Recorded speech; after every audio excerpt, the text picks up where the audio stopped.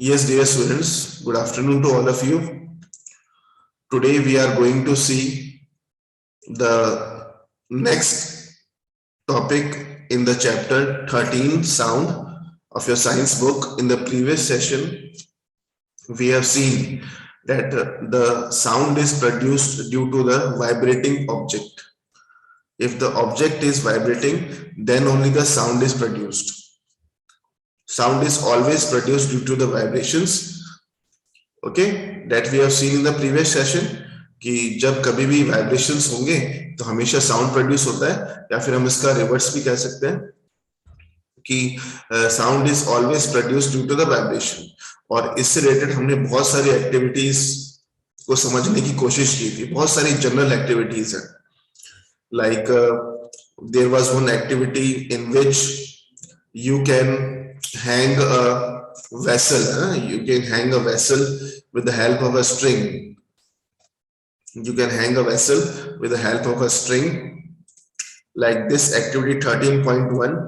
इस activity 13.1 के through हमने समझने की कोशिश की थी you can take a vessel, hang it with the string, and if you will touch the vessel, अगर उस vessel को, उस pen को आप touch करेंगे तो you will not observe या फिर not feel any type of vibrations. लेकिन जैसे आपने उसको स्ट्राइक किया, बहुत जोर से उसको स्ट्राइक करे जैसे साउंड प्रोड्यूस होगी, तो जब उससे साउंड प्रोड्यूस हो रही है एट दैट टाइम उसको धीरे से स्लाइटली उसको टच करेंगे तो उसमें आपको वाइब्रेशंस फील होंगी। तो इससे क्लियर हो जाता है कि जो साउंड होता है वो वाइब्रेशंस के कारण प्रोड्यूस होता है ना। वाइब्रेशन को हम किस तरह से डिफाइन कर सकते हैं ना, the definition of the vibration also we have seen in the previous session. हमने डेफिनेशन में देखा था कि if an object is moving to and fro, अगर किसी ऑब्जेक्ट का जो मोशन है टू एंड फ्रो मोशन है, कैसा मोशन बच्चों? टू एंड फ्रो मोशन है या फिर बैक एंड फोर्थ मोशन है, as it is written here, है ना। बैक एंड फोर्थ मोशन है या फिर टू एंड फ्रो मोशन है, इस टाइप का जो मोशन होता है जब किसी ऑब्जेक्ट का, then the motion of the object is known as vibration. इसी मोशन को हम क्या बोलते हैं बच्चों? वाइब्रेशन बोलते हैं। Okay, so this thing we have done in the previous session में हम यहां तक कर चुके थे। अब इसके आगे बढ़ेंगे बेटा, all of you see activity 13.3 है ना, there is one more activity given. Activity 13.3, take a metal dish. What you have to take? First of all, you have to take a metal dish, pour water in it and strike it at its edge with a spoon. Do you hear a sound? Again, strike the dish and then touch it. Can you feel the dish vibrating? Strike the dish again, look at the surface of water. Do you see any waves? Yes. Do you see any waves? Now hold the dish. What change do you observe on the surface of the water? Can you explain the change? Is there a hint to connect sound with the vibrations of body? Yes, there is one more students. यहाँ पे एक और activity है, इसको भी आप easily अपने जितने भी जो हैं अपने इजीली हम अपने घर पे परफॉर्म कर सकते हैं। इस एक्टिविटी को बहुत इजीली परफॉर्म कर सकते हैं। What you have to do, you have to take है ना, you have to take a dish, एक मेटल की डिश लेनी है, स्टील की डिश ले सकते हैं, या फिर जो है कोई भी ऐसा जो है अपने घर में मेटल का जो कोई बर्तन बाट की ले सकते हैं, या फिर कोई थाली ले सकते हैं। उसमें आपको वाटर फिलअप करना है, ठीक है, वाटर उसमें फिल करना है, और वाटर फिल करने के बाद में उसको स्पून से स्ट्राइक करना है। जैसे आप उसको स्पून से स्ट्राइक करेंगे तो आप देखेंगे कि उसके अंदर जो वाटर है उसके अंदर वाइब्रेशन स्टार्ट हो गई है, वाटर में कुछ वेव्स स्टार्ट हो गई है। तो यहां से क्लियरली हमें ये पता लगता है कि जब वाइब्रेशंस प्रोड्यूस होंगी तभी क्या प्रोड्यूस होता है? साउंड प्रोड्यूस होता है। और यहाँ पे बहुत ही इंपॉर्टेंट टर्म आई है जिसको हम कहते हैं वेव, है ना, वेव्स प्रोड्यूस होती है। आप सभी ने देखा होगा बच्चों, if you have observed the ocean और सी, आप समुद्र को देखें या ओशन को देखें या सीज को, आप सी जब देखते हैं तो वहां पे बहुत सारी लहरें उठती रहती है ना। The water of the sea moves from one place to another in the form of the waves, in the form of the waves only, है ना। जो अप डाउन जो है मोशन करेगा वाटर, वाटर का जो मोशन है, to and fro motion, the to and fro motion of the water, और we can say the back and forth motion of the water. आप देखिए ना, वाटर जो है, वाटर की लेयर एक बार ऊपर जाएगी, फिर वापस नीचे की तरफ आएगी, फिर वाटर की लेयर ऊपर आएगी, फिर वाटर की लेयर नीचे जाएगी। ये जो मोशन है वाटर का ना, वाटर का जो ये मोशन है, इसी मोशन को हम क्या बोलते हैं बच्चों? This motion is known as waves. इसी को हम क्या बोलेंगे? वेव्स बोलते हैं। और वेव्स सिर्फ वाटर में नहीं है, वेव्स जब प्रोड्यूस होगी तभी वाइब्रेशन होता है। जब कोई ऑब्जेक्ट वाइब्रेट करता है, अगर उस वाइब्रेटिंग मोशन को हम रिप्रेजेंट करना चाहे तो that motion can be represented in the form of waves. I repeat it self, but एक बार और इसको मैं रिपीट करना जो मैं कह रहा हूं। देखो, हमने क्या पढ़ा है अभी कि sound is produced due to the vibrations. जब वाइब्रेशंस होंगी तभी साउंड प्रोड्यूस होगी। अब वाइब्रेशन का मतलब क्या है? वाइब्रेशन का मतलब सपोज जैसे कि ये एक मीन पोजीशन है, ये एक सेंटर पोजीशन है, ठीक है। और आपने क्या किया है, you have taken ball and उसको आपने जो है इस तरह से स्ट्रिंग से बांधा है ना। आपने एक बॉल लिया है और उसको स्ट्रिंग से इस तरह से बांधा है, ठीक है। बॉल लिया है, उसको स्ट्रिंग से बांधा है और ऊपर उसको दीवार से जो है हैंग आउट कर दिया उसको, है ना। जैसे कई बार हम जैसे क्रिकेट वगैरह की प्रैक्टिस करने के लिए, है ना, क्रिकेट की प्रैक्टिस करने के लिए क्या करेंगे, दीवार से हमने एक स्ट्रिंग को बांध दिया और उसकी बॉल को बांध दिया, ठीक है। नाउ हम क्या कर रहे हैं, उस बॉल को जैसे बैट से स्ट्राइक करेंगे तो ये जो बॉल है इट विल स्टार्ट मूविंग। और इसका मोशन किस तरह से होगा? All of you see, the motion of the ball will be like this. Yes और नो? आपने देखा होगा, आपने पेंडुलम देखा बच्चों, है ना। कई ऐसी क्लॉक्स होती है जिनमें पेंडुलम होता है। पेंडुलम का मोशन भी कुछ इसी तरीके से होता है ना। तो अगर उसकी सेंटर पोजीशन को हम बोलते हैं मीन पोजीशन, है ना। सेंटर पोजीशन को हम क्या बोलते हैं बच्चों? मीन पोजीशन बोलते हैं। जो सेंटर पोजीशन उसको मीन पोजीशन बोलते हैं।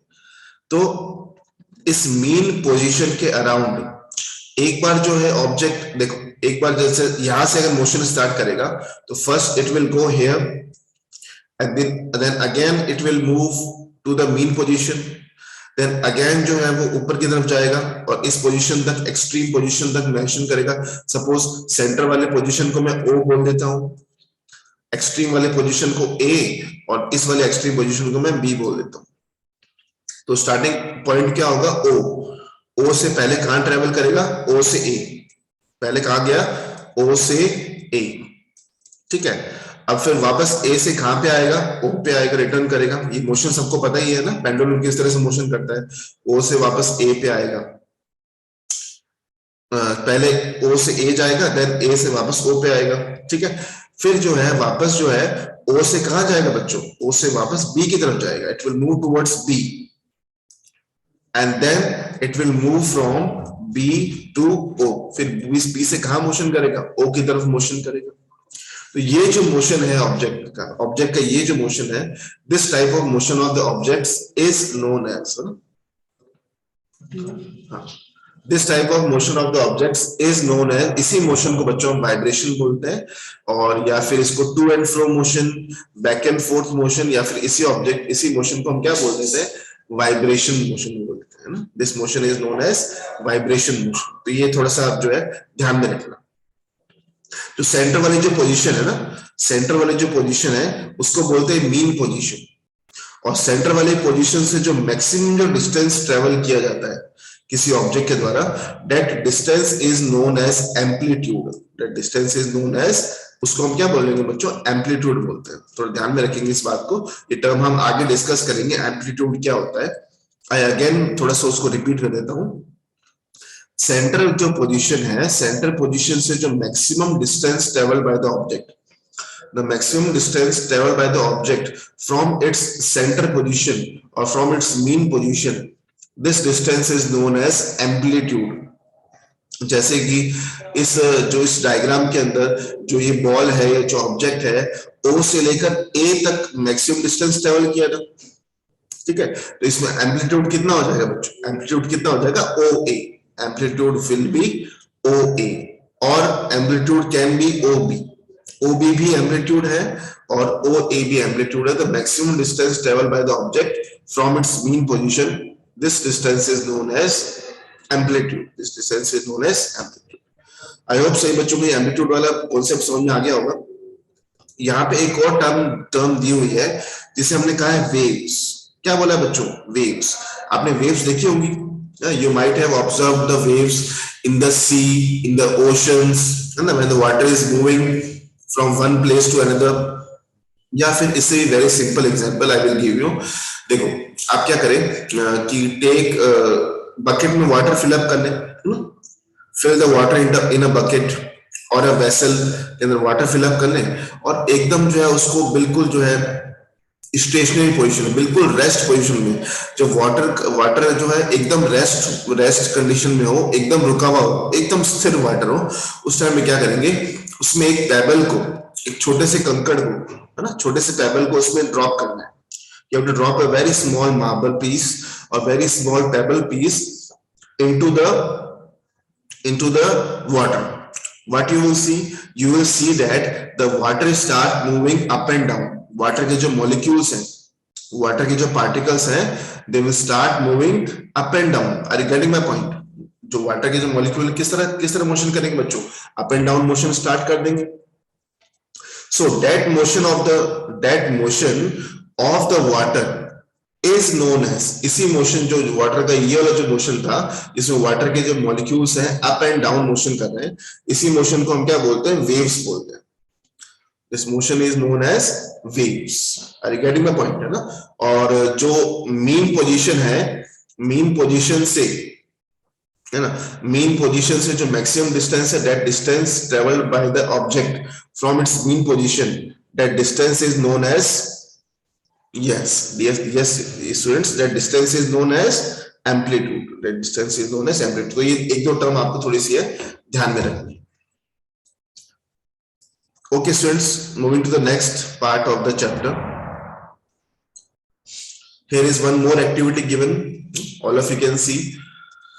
I told you in the beginning of the chapter also, beta, this chapter is completely activity based chapter. Completely activity based chapter. और इसमें से कुछ activities तो ऐसी हैं जिसको आप easily घर पर using very less resources you can easily perform at your home. है ना. Some activities are like this, in which using very less resources you can easily perform these type of activities at your home. Like all of you see activity 13.4. All of you see activity 13.4, or some students might have seen this musical instrument. Some students may have this musical instrument at their home also. आपने देखा है बच्चों ऐसा कोई musical instrument देखा है? ये एक म्यूजिकल इंस्ट्रूमेंट है और इसका नाम क्या है? इकतारा. What is the name of this musical instrument? You must have heard about this musical instrument, or some of the students must have seen these types of musical instrument. The name is iktara, है ना. अब इसमें देखो क्या होता है. Take a hollow. How you can make a iktara? How you can make a iktara? Take a hollow coconut shell and make a musical instrument iktara. You can also make it with the help of an earthen pot. Play this instrument and identify the vibrating part. अगर आपने कभी इकतारा observe किया है तो आप देखेंगे उसके अंदर जो वाइब्रेटिंग सितार होता है ना, sitar, you must have observed the sitar. Sitar का एक छोटा जो फॉर्म है उसी को हम क्या बोलते हैं? इकतारा बोलते हैं. बस उसके अंदर जो वाइब्रेशन के लिए हम क्या यूज करते हैं? अलग से ऐसा एक इंस्ट्रूमेंट यूज करते हैं जिसमें देखो ये जो है ना, यहाँ पर ये जो है स्ट्रिंग होती है, धागा होता है, और यहाँ पे जो है लकड़ी इस तरह से बैंड करके लगाते हैं. तो जब ये जो है ना, ये इस इंस्ट्रूमेंट को, जो फर्स्ट पार्ट है, इस इंस्ट्रूमेंट को सेकंड वाले इस पे इसको रब किया जाता है, तो due to the vibration a very melodious sound is produced. A very melodious sound is produced. This iktara is the one of the very known musical instrument that is used in the folk music. folk जो music होता है ना राजस्थान का, जो specially Rajasthan का जो folk music है उसमें इकतारा जो म्यूजिकल इंस्ट्रूमेंट है बहुत ज्यादा यूज किया जाता है. ओके स्टूडेंट्स, तो थोड़ा ध्यान में रखेंगे इस इकतारा के अंदर जो वाइब्रेटिंग जो पार्ट होता है, तो vibrating part in the ektara is the string. यहाँ पे स्ट्रिंग लगी होती है, धागा लगा होता है, वो जिस तरह से वाइब्रेट करेगा उससे ही साउंड प्रोड्यूस होती है। So the vibrating part in the ektara is definitely the string which is tied here, है ना, यहाँ पे स्ट्रिंग बांधी गई है, वही जो है वाइब्रेटिंग पार्ट है। Make a list of familiar musical instruments and identify their vibrating parts. A few examples are given in table. Complete rest of the table. Okay, students. Now this is your homework. Yeah, this is your homework. What you have to do? You have to complete this table. आपको ये table complete करनी है। यहाँ पे अलग अलग instruments में ना म्यूजिकल इंस्ट्रूमेंट्स के नेम मेंशन करने हैं। फॉर एग्जाम्पल जैसे आपने यहाँ पे देखा ना, वीणा लिखा हुआ है, वीणा का जो वाइब्रेटिंग पार्ट है, जो साउंड प्रोड्यूस कर रहा है, साउंड प्रोड्यूसिंग पार्ट और the vibrating part is stretched string. You must have observed the pictures और द डायग्राम्स जो हम देखते हैं, सरस्वती माँ के हाथ में जो, सरस्वती माता जो होती है उनके जो हाथ में जो म्यूजिकल इंस्ट्रूमेंट होता है, that is a Veena only, है ना। She is always playing that instrument. So the vibrating part of the veena is what? The stretched string. है ना।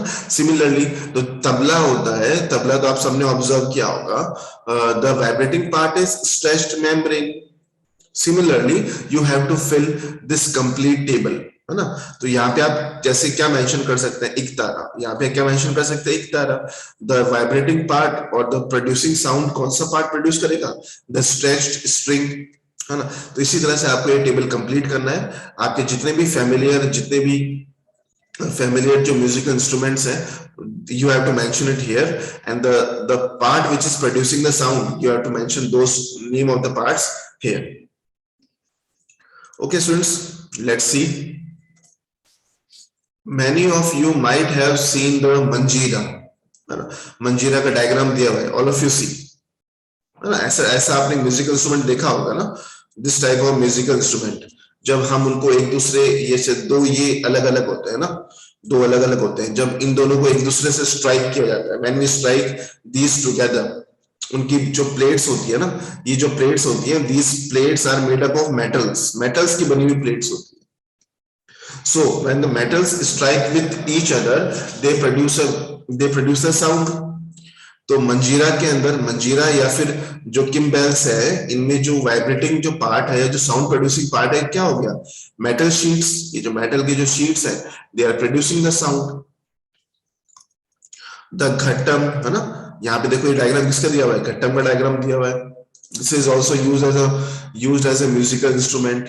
सो manjira, ghatam, newt, also known as mud pot, and the kartal. These musical instruments are commonly used in many parts of our country. These instruments are simply beaten or struck. Can you name a few other type of musical instruments? You too can make a musical instrument. Let's see which type of musical instrument a 8th class student can make, है ना। 8th class के student कौन सी musical instrument बना सकता है? A 8th class student can easily make a jal tarang. All of you see students, this activity is very, very interesting. This type of activity you can perform easily at your home. Very easy resources are given in this, and you can make a musical instrument named as Jal Tarang. What you need for this activity? You have to need 6 to 8 bowls of water और 6 to 8 glass, है ना। Glasses जो होते हैं, metal के glass ले सकते हैं, है ना, मेटल के ग्लास ले सकते हैं, या फिर जो ग्लास है, ग्लास वाटर भी ले सकते हैं, उसमें भी साउंड प्रोड्यूस हो जाएगी। मेटल की ग्लास लेंगे तो ज्यादा बेटर और ज्यादा जो है इजीली साउंड प्रोड्यूस होगी। So you can take 6 to 8 tumblers और bowls. Now fill them with water up to different levels. Now you have to fill them with water with different levels. You can see that in the first glass, the water level is very less, and we are going to increase the water level, है ना। Water level जो है धीरे धीरे increase कर रहे हैं, मतलब सभी ग्लासेस के अंदर वाटर का जो लेवल है अलग अलग है। नाउ हम क्या कर रहे हैं, वन बाय वन, है ना, सक्सेशन में एक साथ, मतलब ऐसे यहां से स्टार्ट करेंगे, ये हमारा फर्स्ट पोजीशन है और ये हमारी एंडिंग पोजीशन है। यहां से लेकर यहां तक, लास्ट वाले पोजीशन तक हम कंटिन्यूसली स्टिक से इसको इस तरह से स्ट्राइक करेंगे, कंटिन्यूसली इसको सक्सेशन में। सक्सेशन मतलब एक के पीछे एक के पीछे एक आवाज इस तरह से उसको स्ट्राइक करेंगे, तो जो साउंड प्रोड्यूस होगी, है ना, एक बहुत ही प्लेजेंट साउंड प्रोड्यूस होगी। It will produce a very pleasant, very good sound. So this type of musical instrument, है ना, using water, this type of musical instrument is known as jal tarang. इसी को हम क्या बोलते हैं बच्चों, जल तरंग बोलते हैं। Okay, students, you have to perform this activity. You have to perform this activity and see the sound is very pleasant or not. Which type of sound is produced. See the identify the vibrating part of the jal tarang. Jal tarang में vibrating part क्या होगा? Just think it about what will be the vibrating part in the jal tarang. Which part is producing the sound? If you will do this activity, na, just imagine if you will do this activity, which part will be the vibrating part, or which part will produce the sound in this musical instrument. Let's see. First, all of you try to perform this activity. All of you try to perform this activity, and in tomorrow's class I will ask you the same question again. If you make a jal tarang, then which part is the vibrating part, or which part is producing the sound in that particular musical instrument. Okay, students. Now all of you see, when we plug the string of an instrument like sitar, the sound that we hear is not only that of the string, the whole instrument is forced to vibrate, and it is the sound of the vibration of the instrument that we hear. Similarly, when we strike the membrane of mridangam, the sound that we hear is not only that of the membrane, but of the whole body of the instrument. So there are some instruments which completely vibrate and then produces the sound. That completely vibrate and then produces the sound. Now we are going to start a very next chapter, very interesting topic.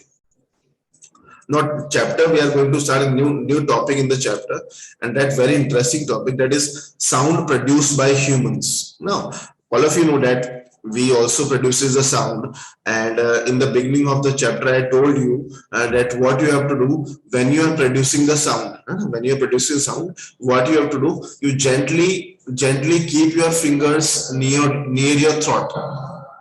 जो आपका throat है, जो आपका गला है, वहां पे gently आपको वहां पे फिंगर्स प्लेस करनी है when you are producing the sound. What you will observe, what you will experience, what you will feel, क्या फील करेंगे आप फील करेंगे some vibrations in your fingers, है ना, you will feel some vibrations in your fingers. तो ये activity क्या show कर रही है, ये एक्टिविटी शो कर रही है कि वाइब्रेशन से साउंड प्रोड्यूस हो रहा है. Vibrations are producing the sound. Now which part is vibrating here? Which part is vibrating? The part of the human body which is vibrating and producing the sound, that part is known as voice box, or sometimes it is also known as larynx. उसको हम क्या बोलते हैं बच्चों, voice box बोलेंगे, or we can say it as larynx. या तो उसको larynx कह सकते हैं और voice box. It can be termed as voice box or it can be termed as larynx. What is the location? What is the position of this larynx or voice box? All of you see. All of you see, if you are producing the sound, this is your nose, सबको identify हो गया होगा. This is your mouth, and when you are producing the sound, you have to gently press this portion of your body. This portion of your body, the inner portion of the body, this portion is known as voice box. This voice box is generally this voice box is generally at the upper end of the windpipe. जो आपकी wind pipe है उसके starting point पर ही क्या present होता है, voice box present होता है. And the structure of the larynx or the voice box is given like this. ये जो आपको स्ट्रक्चर दिखाई दे रहा है बेटा, this structure is of voice box or larynx. यहाँ पे मसल्स की बनी हुई बहुत ही थिन मेम्ब्रेन्स होती है ना, मसल्स की बनी हुई बहुत थिन मेम्ब्रेन होती है, और जैसे ही आप व्हेन यू स्पीक, जो आप बोलते हैं, तो आपके लंग्स में से एयर बाहर आती है। व्हेन यू स्पीक आपके लंग्स में से एयर पास होती है, और वो जब एयर जो है उन मसल्स की मेम्ब्रेन में से पास होती है, तो it will create the vibration in the membrane. बहुत ही मसल्स की बनी हुई बहुत ही पतली पतली मेम्ब्रेन होती है। All of you see, I am pointing them out, I hope you can see the PDF. और जो मैं रेड कलर से अभी पॉइंट कर रहा हूं, ये जो है ना बच्चों, ये मेम्ब्रेन होती है मसल्स की बनी। किसकी बनी होती है? बहुत ही थिन मसल्स की बनी हुई मेम्ब्रेन होती है। और इन मेम्ब्रेन के बीच में देखो आप, इन दोनों मेम्ब्रेन के बीच में देखो, ये आपको खाली जगह दिखाई दे रही है मैडम, ये आपको एकदम खाली जगह दिखाई देगी। ये तो है एकदम एम्प्टी स्पेस, खाली जगह। और ये जो है these are the muscles membrane, ना मसल्स की बनी मेम्ब्रेन होती है। तो when you speak, the air passes through them. When the air passes through them, these muscles starts vibration, and due to the vibration, what is produced? Tell me. Due to the vibration, what is produced? Due to the vibration, the sound is produced. If you are speaking very very loudly, बहुत बहुत तेज loudly बोल रहे हैं, तो air जो है बहुत speed से पास होगी, बहुत स्पीड से पास होगी, तो इस मसल्स में जो वाइब्रेशंस है, बहुत ज्यादा वाइब्रेशंस होगी। जब ज्यादा वाइब्रेशंस होंगी तो साउंड भी कैसे आएगी? ज्यादा वाइब्रेशन होंगे, साउंड भी स्ट्रॉन्ग आएगी। और जब एयर एकदम स्लोली फ्लो हो रही है, तो वाइब्रेशंस भी कम होंगी, और जब वाइब्रेशंस कम होंगी तो क्या होगा? साउंड भी स्लोली आएगी, साउंड भी स्लोली फ्लो होगी, है ना। और सभी जो ह्यूमन बींग्स होते हैं, all human beings have this feature, all the human beings have this vocal cord. लेकिन the size of the vocal cord is different in different human beings. जो वोकल कॉर्ड की जो साइज होती है वो अलग अलग ह्यूमन बींग्स में अलग अलग होती है। That's why different human beings have different voice, different sound quality. अलग अलग ह्यूमन बींग्स की आवाज अलग अलग होती है, क्योंकि ये जो वॉइस बॉक्स है, जो लैरिंग्स है, इसका जो स्ट्रक्चर है अलग अलग ह्यूमन बींग में अलग अलग होता है। Okay students, so you can see it here, a voice box is given, है ना, voice box is given, and the position of the voice box in the human body is given. Okay, so let's starting from this point. In humans, the sound is produced by the voice box or the larynx. What you have to do, put your fingers on the throat and find a hard bump that seems to move when you swallow. Okay students, I think the time is enough, है ना, time हो चुका है आज का। तो we will see the next topic in the next session। जो यहाँ इसके जो reading portion है, that we will see in the next class।